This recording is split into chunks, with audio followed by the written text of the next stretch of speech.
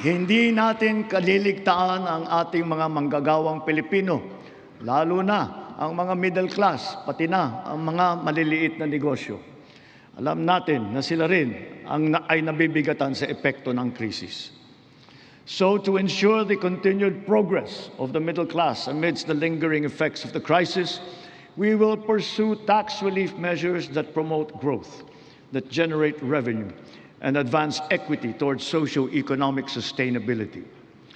Kaya bilang natatanging proteksyon sa kanila at para mas mapakinabangan nila ang pinaghirapan nilang kita, nananawagan ako sa Kongreso upang maipasa ang batas na magbibigay ng bahagyang ginhawa para sa ating bayaring buwis.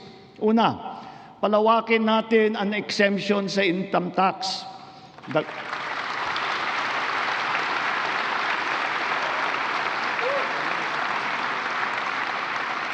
Dagdagan natin ang mga manggagawang malilibre sa buwis sa kanilang kita. Isasama na natin ang mga kumikita ng hindi lalagpas sa 350,000 pesos kada taon.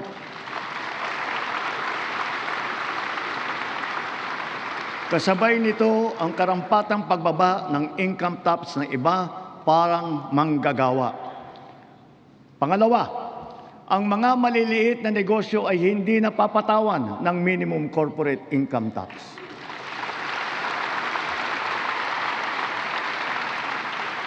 Pangatlo, para mapanatag ang loob ng taong bayan, ang pagbigay ng amnesty para sa mga hindi nabayarang buwis tulad ng income tax, estate at donors tax at value-added tax.